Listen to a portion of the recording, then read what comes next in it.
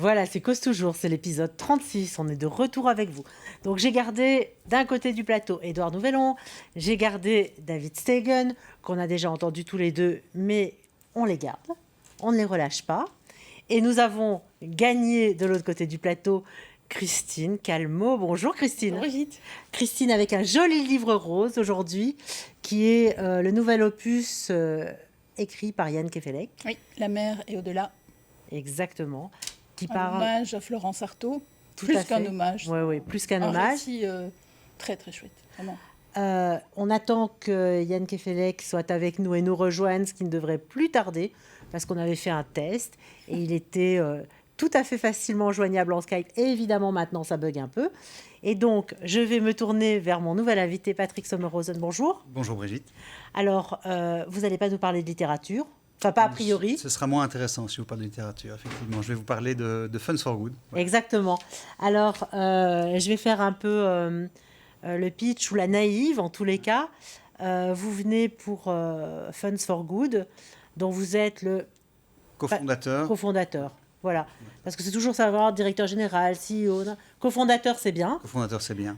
On entend directement quand vous dites ça qu'il s'agit de fonds financés. Ça fait un peu écho aux rubriques d'Édouard. Absolument. Et Funds for Good, ça veut dire que tout ce que vous faites est bien et qu'on est sûr qu'on va aimer.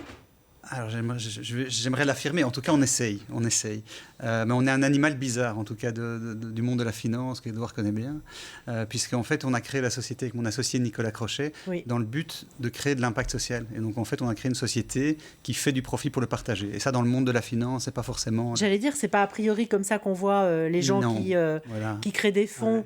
Ouais. On est un peu des martiens dans ce secteur. Oui. Voilà, vous avez l'air normal pour un martien, je dirais, Ouais. pas autant que possible. Dans ce que vous venez de dire, ça veut dire que vous créez des fonds pour générer du profit et le partager. Exactement. Alors, ce qui est très important, c'est donc on a 4 fonds de placement qui sont des fonds dans une SICAV qui investit dans des entreprises cotées avec des filtres qu'on appelle socialement responsables. Donc, ce sont 4 fonds ISR. Et de cette activité-là, donc on les propose au travers de réseaux bancaires ou d'assurances. Toute une série de personnes investissent et d'institutionnels investissent dans ces fonds. De leurs investissements, nous sommes rémunérés sur les frais de gestion des fonds et nous touchons donc une rémunération. Et cette rémunération est partagée par notre société avec un projet social qu'on a lancé au départ de notre activité, puisqu'en fait, c'est la finalité. Donc, ce qu'on gagne, on le reverse. Voilà. Et le projet social, c'est toujours le même ou il change ? Alors, on est quand même aussi des entrepreneurs quelque part, parce qu'on existe maintenant depuis près de 10 ans, mais il est clair que le projet social a un petit peu évolué, mais il a une ligne directrice très claire. D'abord, on donne toujours 50% de nos profits, 10% de notre chiffre d'affaires, le plus grand multiple des deux au minimum. Et également, ce qu'on fait, c'est qu'on aide, on est passionné d'entrepreneuriat et on voulait utiliser le système et le modèle, on va dire, économique actuel pour lutter contre ses propres dérives. Et donc, on utilise l'argent qu'on crée pour prêter à des personnes sans emploi, pour leur permettre de démarrer leur entreprise. Donc vraiment, l'entrepreneuriat, par contre, c'est vraiment un fil rouge dans notre... Ça ressemble à ce qu'on voit en microcrédit ? Exactement. Et on fait ça en partenariat, justement, avec les institutions de microfinance qui font un boulot fantastique. Donc en Belgique, il y en a plusieurs. Il y a Microstart qui est le plus actif, mais il y a également Finance Brussels qui a une division qui s'appelle Brussoc. Il y a également le Crédael qui est actif sur ce créneau-là, FBOM en Flandre. Et donc on est partenaire de ces gens-là. Et ce que nous, on apporte, en fait, c'est qu'on amène des fonds propres gratuitement. Donc un entrepreneur, un chômeur qui veut démarrer son activité n'a pas accès au crédit bancaire, donc il peut aller voir une institution de microfinance qui va pouvoir lui octroyer un crédit. Mais par contre, démarrer son activité professionnelle avec 100% de crédit, c'est compliqué. Ces gens n'ont pas de fonds propres. Donc on leur amène, nous, des fonds propres. On leur prête des fonds propres. Ce que vous dites, c'est intéressant, mais surtout c'est important, parce que ça fait écho à toutes les rubriques qu'on déploie régulièrement, où Édouard essaye de décrypter pour nous ce qu'on peut lire et comprendre du monde de la finance. Et dans la finance, il n'y a pas que des banquiers, Dieu merci, et pour les banquiers et pour les autres. Ça fait écho à ce que David vient nous raconter régulièrement, avec des belles histoires comme celle qu'il a racontée aujourd'hui, de jeunes qui se lancent, mais pas que des jeunes, et des gens qui sont parfois en reconversion et pas en lancement. Édouard, est-ce que c'est une tendance, même si ça fait une dizaine d'années, les fonds à impact social, ou Funds for Good, ça reste un ovni sur le marché ? Non, c'est une vraie tendance. La philanthropie est une vraie tendance et ce qu'on appelle l'impact investing est une des sous-branches de la philanthropie. Il y a la philanthropie dans laquelle on donne complètement et la philanthropie dans laquelle on investit avec un impact. Et il y a plusieurs acteurs en Belgique avec des segments différents et c'est super intéressant. Ça répond réellement à une tendance et moi j'aime beaucoup le fait que ce soit fait par une institution comme vous qui font que ça. Quand la banque vous dit, ah tiens, by the way, on a lancé un fonds qui fait ça, c'est beaucoup moins Ça sent un peu crédible plus que... l'opportunisme, tu veux dire. Oui. Et par contre, des gens comme ça qui disent, bah nous, on a fait, c'est 24 heures sur 24, notre job de faire que ça, je trouve ça beaucoup plus crédible. Donc c'est intéressant, ça crédibilise, ça pérennise le concept. Alors, avec Funds for Good, alors d'abord, c'est Funds for Good. Ouais. Il y a un S au début et il n'y en a pas à la Ouais, fin. ouais. Que je sois un peu Non, c'est bien, juste, c'est bien. juste dans le propos.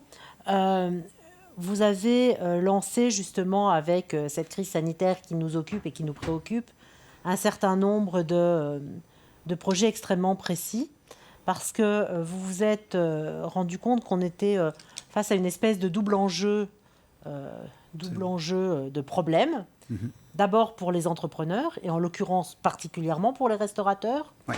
et d'autre part pour les gens dans la rue, pour les SDF qui malheureusement en prime sont de plus en plus nombreux. Et quand on voit la météo qu'on a dehors en décembre ou en janvier, ou même en février, on n'est pas tout à fait sûr que ce soit réjouissant. Non, absolument. Mais c'est exactement ça. Donc, au travers du projet social, on aide tous les métiers du monde. Donc, on a aidé à peu près à la création de 650 entreprises en Belgique. Et là-dedans, il y a des coiffeurs, il y a des boulangers, il y a vraiment de tout. Après, il y a toute une série aussi d'entrepreneurs plutôt ce qu'on appelle sociaux, qui ont Oui. des magasins bio, qui vont créer de l'impact eux-mêmes. Et ça, on est très favorable à ce type de modèle-là. Mais par exemple, beaucoup de nos entrepreneurs sont actifs dans l'ORECA. Et donc, on était en train un petit peu d'assister à des difficultés dans lesquelles ils sont. On met beaucoup d'efforts pour les accompagner gratuitement aussi. Et on était un petit peu impuissants. Et donc, on a réfléchi en équipe en se disant qu'est-ce qu'on peut faire. On a aussi des contacts avec des associations de terrain, notamment à Bruxelles, qui aide le sans-abrisme. Donc, pour l'instant, on collabore avec les opérations Thermos. Je vous explique Oui. comment ça fonctionne. Mais on a été chercher en fait ces entrepreneurs Ces de opérations l'ORECA. Thermos qui existent depuis très longtemps. Absolument, et qui sont bien rodés, qui sont une très Tout à très belle fait. association qui offre des repas chauds en fait aux sans-abri tous les jours en fait à la station botanique à Bruxelles. Et en fait, on s'est dit faisons travailler nos entrepreneurs qui sont dans l'ORECA et qui en fait Que ne l'on peuvent plus peut travailler, payer grâce à ça. que l'on paye. Et donc nous leur achetons des repas avec l'aide de partenaires. Donc on a fait une première opération, on a offert 800 repas grâce à une campagne de crowdfunding. En fait, avec la société GrowFunding, on a reçu en fait des dons de personnes privées qu'on a matchés. Donc chaque euro qui était donné, on en a donné un en plus. Et avec ça, on a acheté des repas et on les a offerts. Et du coup, c'est quelque part plus intéressant parce qu'on impacte deux populations que de récupérer de l'argent pour le donner directement au SDF, etc. On fait travailler les restaurateurs qui peuvent garder un minimum de base de revenus, business, quoi, de base de revenus, Ouais. exactement, afin de Voilà. nourrir les sans-abri. L'opération continue. Oui, alors on a lancé une deuxième vague grâce à un de nos partenaires. Alors, c'est marrant parce qu'on parle de banquiers, on travaille aussi avec des courtiers. Là, c'est un courtier, Thierry Plumier, un ami, qui nous a dit en fait, moi, je voudrais bien financer aussi cette opération. Super, on a mis ça en place ensemble. Alors, quand on dit financer l'opération, moi, je vais être super terre à terre. Ça coûte quoi? Enfin, qu'est-ce qu'on peut donner comme premier niveau de don pour aider? Qu'est-ce que coûte un repas, par exemple? Alors, un repas, c'est un peu moins de 10 euros, hein, c'est 8 euros, 7 euros, ça va dépendre de l'entrepreneur et alors les quantités, parce qu'on a des entrepreneurs qui sont très généreux. Donc, on a une dame Khadija qui est le palais des saveurs, qui nous fait des couscous extraordinaires, mais elle a tendance à faire des grandes portions, alors c'est très bien, mais on essaie d'utiliser en fait le budget pour pouvoir le faire durer le plus longtemps possible. Mais ça veut dire que des personnes privées qui ont en fait participé à cette campagne de crowdfunding, ont pu apporter des sommes de l'ordre de 10, 20 euros. Il n'y avait pas de minimum. Un repas donné. Et donc, à chaque 10 euros donnés, nous donnions 10 de plus. Et donc là, on va redistribuer 1000 repas de plus. Et on va aussi sur le terrain, parce que les opérations Thermos ont besoin aussi de bénévoles. On aide aussi une association qui s'appelle Dune, qui vient à des gens en difficulté, en situation de dépendance. Eh bien, on vient sur le terrain. Et en fait, il y a quelque chose de très particulier, c'est que faire ça, ça nous fait énormément de bien. Personnellement à nous, et on amène des gens avec nous, des clients, des amis, à qui ça fait beaucoup de bien de se dire. Alors, justement, historiquement ou depuis toujours, je sais très bien que souvent, on essaye d'aider une ASBL ou une association en donnant un peu de son temps, quand on n'a pas forcément les moyens de donner de l'argent, ou on peut tout à fait donner de l'argent et donner de son temps, ou pas forcément d'ailleurs dans la même structure. Et souvent, on se pose la question de savoir qui on peut aider, où puis-je aller. C'est compliqué d'aller seul dans la rue et de faire le porte-à-porte, d'aller dans une des gares du pays, aller à la rencontre des sans-abri, surtout quand on n'est pas habitué, parce qu'on n'est pas toujours outillé, ni émotionnellement, ni rationnellement pour livrer ou délivrer ces repas. Est-ce qu'il y a des ASBL qui sont dans le besoin de bras, de jambes, de volontaires que vous connaissez et que vous pouvez nous renseigner? Alors, Thermos, déjà, régulièrement... Ça s'appelle Opération Thermos. Opération Thermos. Donc, en fait, eux, ils sont toujours à la recherche de bénévoles qui viennent distribuer les repas. Et en fait, le principe, c'est que on prépare les repas dans l'après-midi et puis on vient les distribuer le soir. Et donc, nous, on fait ça avec nos entrepreneurs. C'est super. Mais donc, il y a des tas. Parfois, c'est des scouts qui viennent aider. Parfois, c'est des groupements de personnes. Et donc, je pense qu'Opération Thermos, l'avantage, c'est que c'est encadré. Et donc, effectivement, comme on se le dit, c'est difficile de venir. Parfois, c'est compliqué d'y aller on n'est pas seul. équipé, on ne sait pas comment y aller. Faire une maraude tout seul, pas possible. S'adresser à ceux-là, c'est très bien. Donc, moi, je recommande les opérations Thermos. Je ne suis pas l'expert, je ne les connais pas tous. J'ai été également en contact avec plusieurs CPAS qui ont mené des opérations pendant justement le confinement, puisqu'on a cette population de sans-abri qui a doublé. Ils ont par exemple réquisitionné certains hôtels, auberges de jeunesse pour en faire des centres, pour accueillir des sans-abri, etc. Donc je pense s'adresser à ces institutions-là, aux banques alimentaires régionales, c'est une bonne chose. Et alors pour le coup, pour bien les connaître à Bruxelles, un peu moins en province, je ne peux que vous inviter à vous retourner ou à vous tourner aussi pour aider les différents frigos solidaires. Il y en a pas mal à Bruxelles. Je sais qu'il y en a ailleurs en province également. Et ils ont besoin là également de bras, de jambes, de voitures parfois pour aller récupérer ce qu'on leur donne. Édouard, c'est quand même un truc un peu spécial que de parler avec un gestionnaire de fonds, de maraude et de repas à déposer. Moi, je vais vous raconter une petite anecdote qui m'est arrivée avec une famille que j'aide dans la gestion de ses avoirs, une famille qui a une fortune quand même assez importante. Et j'ai essayé de les convaincre qu'il fallait faire tel type d'investissement. Ils n'étaient pas très très chauds. Puis tout d'un coup, elle m'appelle et elle me dit « Ok, je veux bien. » Mais s'il y a la moitié de mon rendement qui vient aider, c'était un investissement immobilier, s'il y a la moitié de mon rendement qui vient aider une population qui a du mal à se loger. Je trouvais ça génial. Et donc voilà, la réponse, elle est là. Et ce qui est très agréable, quand on parle de finance et d'impact, c'est de pouvoir le constater, d'être vraiment dans le... Nous, on aime beaucoup ce côté local, où on vient s'engager, nous, accompagner nos entrepreneurs, parce que ça nous fait beaucoup de bien. Et donc, on accompagne aussi volontiers des investisseurs de nos fonds à venir se rendre actifs, à coacher nos entrepreneurs, parce qu'en fait, on a beaucoup de coachs qui sont en fait des investisseurs dans les fonds ou des distributeurs, des banques, des banquiers, des courtiers.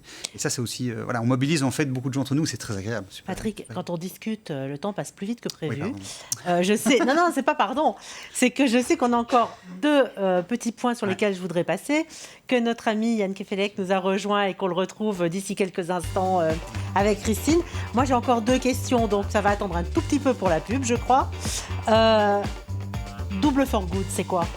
Alors, Double for Good, c'est cette opération, justement, terrain. Et donc, on va faire travailler les entrepreneurs et aider les associations de terrain. Et donc, ce qu'on fait, c'est qu'on le fait à Bruxelles. Et donc, maintenant, on va le généraliser. Notre ambition, c'est de le déployer en fait en province. Donc, par exemple, à les opérations Thermos, on va pouvoir travailler à Liège, on va essayer de travailler en Flandre, dans différentes grandes villes de Wallonie. Donc ça, c'est vraiment l'opération Double for Good. Et donc, on fait travailler. C'est le nom de cette opération-là. C'est le nom de l'opération.